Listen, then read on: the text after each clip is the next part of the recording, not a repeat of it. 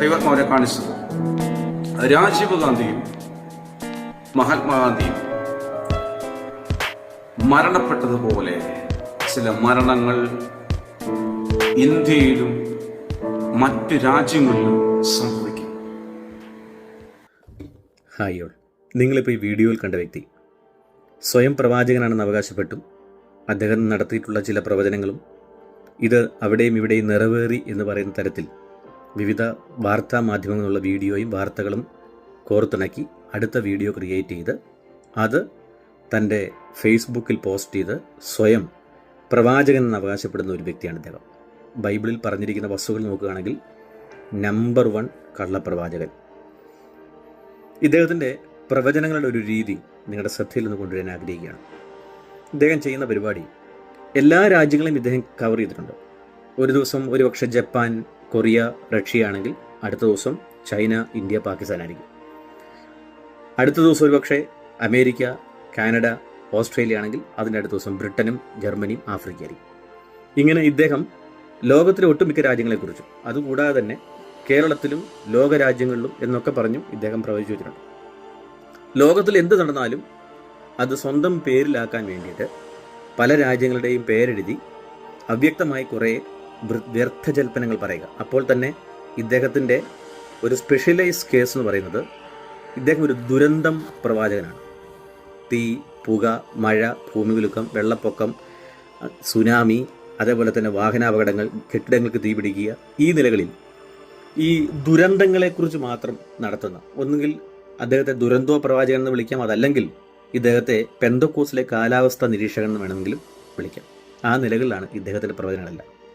ഏതായിരുന്നാലും ജപ്പാനും കൊറിയയും റഷ്യയും ചൈനയും ഇന്ത്യയും അമേരിക്കയും അതുപോലെ തന്നെ വിവിധ രാജ്യങ്ങളെക്കുറിച്ച്, പിന്നെ ഒറ്റവാക്കിൽ ലോകമഹാരാജ്യങ്ങളെക്കുറിച്ച് ഒക്കെ ഇദ്ദേഹം തീയും പുകയും മഴയും ഭൂമിയൊലുക്കും വാഹനാപകടവും സുനാമിയും ഒക്കെ നിരത്തി പിടിച്ച് പ്രവചിച്ചു വെച്ചിട്ടുള്ളത് കൊണ്ട് എവിടെ എന്ത് നടന്നാലും ആ വാർത്ത എടുത്ത് തൻ്റെ ഒരു വീഡിയോയുടെ കൂട്ടത്തിൽ ചേർത്ത് അദ്ദേഹത്തിന് അങ്ങ് അവകാശവാദം ഉന്നയിച്ചാൽ മതി എന്ന നിലയിൽ അദ്ദേഹം എസ്റ്റാബ്ലിഷ് ചെയ്ത് വെച്ചിരിക്കുകയാണ് അദ്ദേഹത്തിൻ്റെ കള്ളപ്രവചനത്തിൻ്റെ ഈ തരികിട പരിപാടി. ചുരുക്കം പറഞ്ഞു കഴിഞ്ഞാൽ ഈ അടുത്ത കാലത്ത് നമ്മൾ കണ്ടുകൊണ്ടിരിക്കുന്ന മെൻ്റലിസം പോലെയുള്ള കാര്യങ്ങളിൽ ഉപയോഗിക്കുന്ന തരത്തിലുള്ള അതിനേക്കാൾ ഒരുപക്ഷെ വില കുറഞ്ഞ ട്രിക്കുകൾ ഉപയോഗിച്ച് ആണ് ഇദ്ദേഹത്തിൻ്റെ കള്ളപ്രവചനത്തിൻ്റെ ഈ തരികിട വേല മുന്നോട്ട് കൊണ്ടുപോകുന്നത്. അതുകൊണ്ട് തന്നെ ഇദ്ദേഹം നടത്തുന്ന ചില തട്ടിപ്പുകളെ, അതിൻ്റെ ചില വീഡിയോ പാട്ടുകളെ നിങ്ങളുടെ മുൻപാകെ പാർട്ട് 1, പാർട്ട് 2, പാർട്ട് 3 എന്നിങ്ങനെ ചില പരമ്പരയായി തന്നെ കൊണ്ടുവരാൻ ആഗ്രഹിക്കുന്നു. ഇന്ന് ഈ വീഡിയോയുടെ ആമുഖത്തിൽ നിങ്ങൾ കണ്ടത് അദ്ദേഹം മഹാത്മാഗാന്ധിയുടെയും രാജീവ് ഗാന്ധിയുടെയും പേരെടുത്ത് അവർ മരിച്ചതുപോലെ ഇന്ത്യയിലും ലോകമഹാരാജ്യങ്ങളിലും ചിലർ മരിക്കാൻ സാധ്യതയുണ്ട് എന്ന് പറഞ്ഞ് നടത്തിയിരിക്കുന്ന ഒരു പ്രവചനമാണ്. പ്രത്യേകിച്ചൊരു സ്പേസ് ഒന്നുമില്ല, പ്രത്യേകിച്ചൊരു സ്ഥലവുമില്ല. അദ്ദേഹത്തെ സംബന്ധിച്ചിടത്തോളം ഇന്ത്യയിലും ലോകമഹാരാജ്യങ്ങളുമായതുകൊണ്ട് ലോകത്തിൽ എവിടെ എന്ത് സംഭവിച്ചാലും ഇതിനോട് ബന്ധപ്പെട്ട് സംഭവിച്ചു കഴിഞ്ഞാൽ നേരെ അതെടുത്ത് ഈ പറയുന്ന കള്ളപ്രവാചകൻ്റെ അക്കൗണ്ടിൽ വയ്ക്കാം. എന്നാൽ ഇദ്ദേഹം ഇതിൻ്റെ പ്രവചന നിവൃത്തിയും കൂടെ ചേർത്താണ് ഈ വീഡിയോ ചെയ്തിട്ടത്. അത് കണ്ടപ്പോഴാണ് ഇനിയും വൈകിക്കൂടാ ഈ കള്ളപ്രവാചകൻ്റെ ഇത്തരം തട്ടിപ്പുകളെ ജനസമക്ഷം കൊണ്ടുവരണമെന്ന് ആഗ്രഹിച്ചത്. ഇദ്ദേഹം മഹാത്മാഗാന്ധിയുടെയും രാജീവ് ഗാന്ധിയുടെയും സമാനമായ രീതിയിൽ കൊല്ലപ്പെടും എന്ന് പറഞ്ഞിരിക്കുന്ന വീഡിയോയ്ക്ക്, അതിൻ്റെ പ്രവചന നിവൃത്തിക്ക് അദ്ദേഹം കൊണ്ടുവന്നിരിക്കുന്നത് കഴിഞ്ഞ ദിവസം അമേരിക്കൻ മുൻ പ്രസിഡന്റ് ട്രംപിന് വെടിയേറ്റ സംഭവത്തെയാണ്. ഇദ്ദേഹം പറഞ്ഞിരിക്കുന്ന പ്രവചനം ഒന്ന്, എന്നാൽ നടന്നിരിക്കുന്ന വേറൊന്ന്. എന്നാൽ ഇത് അദ്ദേഹത്തിൻ്റെ പ്രവചന നിവൃത്തിയായി യാതൊരു നാണവും മാനവുമില്ലാതെ ഇത്ര വ്യാജത്തിൻ്റെ ആത്മാവിൽ ഇദ്ദേഹം തന്നെ വീഡിയോ ക്രിയേറ്റ് ചെയ്തിടുമ്പോൾ അത് നിങ്ങൾ അറിഞ്ഞിരിക്കണം എന്നുള്ള ആഗ്രഹത്തിലാണ് ഞാൻ ഈ വീഡിയോ ചെയ്യുന്നത്. തുടർന്ന് കാണുക. രാജീവ് ഗാന്ധിയും മഹാത്മാഗാന്ധിയും മരണപ്പെട്ടതുപോലെ ചില മരണങ്ങൾ ഇന്ത്യയിലും മറ്റു രാജ്യങ്ങളിലും സംഭവിക്കും. ദൈവഹിതമില്ലാത്ത സംഭവിക്കാതിരിക്കട്ടെ, ദൈവഹിതമാകുന്നത് സംഭവിക്കട്ടെ. നമുക്ക് പ്രാർത്ഥിക്കാം. നമ്മുടെ രാജ്യത്തിന്റെ മേലധികാരികളെ ദൈവം സംരക്ഷിക്കട്ടെ. അത് ഇന്ത്യയിൽ മാത്രമല്ല, പല രാജ്യങ്ങളിൽ അത് സംഭവിക്കും. Want to really see something that said, take a look at what happened.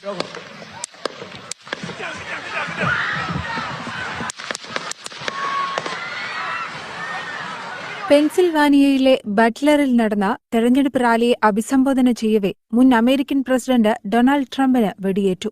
പ്രാദേശിക സമയം 6:15 സംഭവം നടന്നത്. സംഭവത്തിന്റെ ദൃശ്യങ്ങൾ ഉൾപ്പെടെ പുറത്തെത്തിയിട്ടുണ്ട്. If you want to really see something that said, take a look at what happened. We're clear. We're clear. I got you, sir. I got you, sir.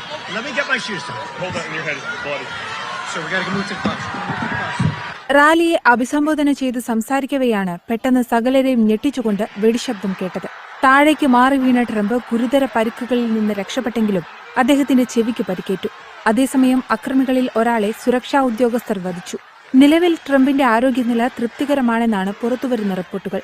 വെടിവയ്പിൽ റാലിയിൽ പങ്കെടുത്ത ഒരാളും അക്രമിയും കൊല്ലപ്പെട്ടതായി അന്താരാഷ്ട്ര മാധ്യമങ്ങൾ റിപ്പോർട്ട് ചെയ്യുന്നു. എന്നാൽ ന്യൂയോർക്ക് പോസ്റ്റിലെ റിപ്പോർട്ട് അനുസരിച്ച് ട്രംപിനെ വധിക്കാൻ ശ്രമിച്ച തോക്കുധാരി 20-കാരനായ തോമസ് മാത്യു ക്രൂക്സ് ആണെന്ന് തിരിച്ചറിഞ്ഞതായി പറയുന്നു. ഒരു സ്കൂൾ ബസ്, മലയോര മേഖലയിൽ ഒരു സ്കൂൾ ബസ് ഒഴുക്കിൽ, കുഞ്ഞുങ്ങളുമുണ്ട്, അത് ഒഴുക്കിൽ പെട്ടുപോകുന്നതായിട്ട് പരിശോധന കാണിച്ചു. പ്രിയമുള്ളവരെ, ഇദ്ദേഹം നടത്തിയ മറ്റൊരു വ്യാജ പ്രവചനത്തിൻ്റെ അഥവാ കള്ളപ്രവചനത്തിൻ്റെ വീഡിയോ ആണ് തുടർന്ന് നമ്മൾ കാണുന്നത്. ഈ വീഡിയോയിൽ ഇദ്ദേഹം പ്രവചന നിവൃത്തിക്ക് 3 വാർത്താമാധ്യമങ്ങളുള്ള വീഡിയോകളും ചേർത്താണ്, ന്യൂസും ചേർത്താണ് ഇദ്ദേഹം ഈ വീഡിയോ പോസ്റ്റ് ചെയ്തിരിക്കുന്നത്. ഇതിൽ അദ്ദേഹം പറയുന്ന പ്രവചനം എന്താണെന്നും ആ നടന്നു എന്ന് പറയുന്ന വസ്തുതകളിൽ എന്താണ് സംഭവിച്ചിട്ടുള്ളതെന്നും നിങ്ങൾ സസൂക്ഷ്മം പരിശോധിക്കുക. ഒന്നാമത്തെ കാര്യം, ഇദ്ദേഹം പറയുന്നത് ഈ പ്രവചനം ഒരു സ്കൂൾ ബസ് മലയോര മേഖലയിൽ വെള്ളത്തിൽ ഒഴുകിപ്പോകുന്നതായി കാണുന്നു, അതിൽ കുഞ്ഞുങ്ങളടക്കമുണ്ട്, അവർ ഒഴുകിപ്പോകുന്നതായി കാണുന്നു എന്നാണ് ഇദ്ദേഹം പ്രവചിക്കുന്നത്. എന്നാൽ ഇദ്ദേഹം നടന്നു എന്ന് പറയുന്ന വീഡിയോകൾ ഇതൊരു മലയോര പ്രദേശത്ത് നടക്കുന്നതാണോ, അവിടെ എന്തെങ്കിലും വെള്ളത്തിൽ ഒഴുകിപ്പോകുന്നുണ്ടോ എന്നിങ്ങനെയുള്ള കാര്യങ്ങൾ നിങ്ങൾ സസൂക്ഷ്മം വീക്ഷിച്ച് മനസ്സിലാക്കുക. ഇത് ന്യായീകരിക്കാൻ അദ്ദേഹം ഒരു കാര്യം കൂടെ പറയുന്നുണ്ട്. ഇദ്ദേഹത്തിൻ്റെ പ്രവചനം കേട്ട് ആരോ പ്രാർത്ഥിച്ചിട്ടാണ് വേറെ അനർത്ഥമൊന്നും ഉണ്ടാകാഞ്ഞത് എന്ന് ന്യായീകരിക്കാനും ശ്രമിക്കുന്നുണ്ട്. എന്നാൽ ഈ പ്രവചനങ്ങൾ, ഇദ്ദേഹം നടത്തുന്ന ഈ പ്രവചനങ്ങളും ഇദ്ദേഹം നടന്നു എന്ന് അവകാശപ്പെടുന്ന പ്രവചന നിവൃത്തികളും തമ്മിൽ ഈ വാദത്തിന് യാതൊരു ബന്ധവുമില്ലാതെ പോവുകയാണ്. തിരുവെഴുത്തിൻ്റെ പ്രവചന രീതിയോ അതല്ല ദൈവത്തിൻ്റെ പരിശുദ്ധാത്മാവിനാൽ ഈ കാലഘട്ടത്തിൽ പ്രവചിക്കുന്ന ആരെങ്കിലുമോ ഇത്തരത്തിൽ കറക്കിക്കുത്തലുകൾ നടത്തുന്നവനായിരിക്കരുത്. ഇദ്ദേഹം ഇവിടെ നടത്തിക്കൊണ്ടിരിക്കുന്നത് ഏതു നിലകളിലാണ് പ്രവചനത്തിന് അന്തസത്തയുള്ളത്, ആ പ്രവചനങ്ങൾ നടന്നു എന്ന് ഇദ്ദേഹം അവകാശപ്പെടുന്നത് എന്നുള്ളത് നിങ്ങൾ തന്നെ കണ്ട് മനസ്സിലാക്കുക. ഏറ്റവും ഖേദകരമായ കാര്യം, ഇദ്ദേഹത്തിൻ്റെ ഇത്തരം പ്രവചനങ്ങൾ കേൾക്കാനും അത് കേട്ട ആമേനും സ്തോത്രവും പറയാനും കുറേ വിഡ്ഢികളായ അടിമകൾ കൂടെ ഉണ്ടെന്നുള്ളതാണ്. സുബോധമുള്ളവർ മനസ്സിലാക്കുക, ഇത്തരം കള്ളപ്രവാചകന്മാരെ തിരിച്ചറിയുക. തുടർന്ന് വീഡിയോ കാണുക. രാത്രി പരിശോധന കാണിച്ച ഒരു ദർശനം, ഒരു സ്കൂൾ ബസ്, മലയോര മേഖലയിൽ ഒരു സ്കൂൾ ബസ് ഒഴുക്കിൽ, കുഞ്ഞുങ്ങളുമുണ്ട്, അത് ഒഴുക്കിൽ പെട്ടുപോകുന്നതായിട്ട് പരിശോധന കാണിച്ചു. ഈ വിഷയത്തോട് ദൈവമക്കൾ പ്രാർത്ഥിക്കുക, ആ അനർത്ഥം സംഭവിക്കാതിരിക്കട്ടെ, കർത്താവ് സൂക്ഷിക്കട്ടെ. God bless you. Karode school bus തോട്ടിലേക്ക് മറിഞ്ഞ് 4 കുട്ടികൾക്ക് പരിക്ക്. കാരോട് കിഡ്സ് വാലി സ്കൂൾ ബസ്സാണ് അപകടത്തിൽപ്പെട്ടത്. ശ്രീദേവി പിള്ള വിശദാംശങ്ങൾ നൽകും. ശ്രീദേവി, എപ്പോഴാണ് ഈ അപകടം ഉണ്ടായത്? ഈ കുട്ടികളുടെ പരിക്ക് ഗൗരവമുള്ളതാണോ? ഇന്ന് രാവിലെയാണ് ജെയിംസ് ഈ അപകടം ഉണ്ടായത്. സ്കൂളിലേക്ക് കുട്ടികളെ എടുത്ത് പോകുന്ന വഴിക്കാണ് മറ്റൊരു വണ്ടിക്ക് സൈഡ് കൊടുക്കുന്നതിനിടയിൽ ഈ കിഡ്സ് വാലി സ്കൂളിന്റെ ബസ് ഒരു തോടിലേക്ക് മറിഞ്ഞത്.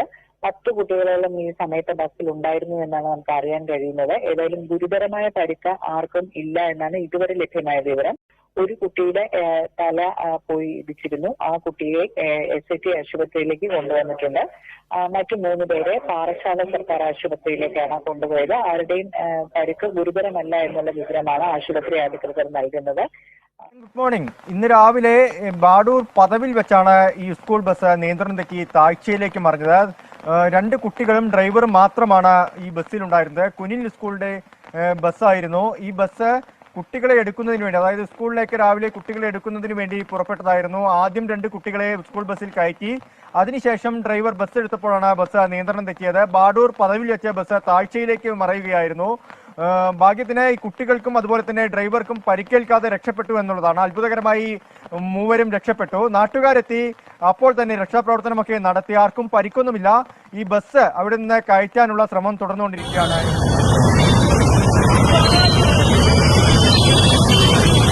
കുണ്ടന്നൂരിൽ ഇന്ന് രാവിലെ തീപിടിച്ച സ്കൂൾ വാഹനത്തിൽ മോട്ടോർ വാഹന വകുപ്പിന്റെ പ്രാഥമിക പരിശോധന പൂർത്തീകരിച്ചു കഴിഞ്ഞു.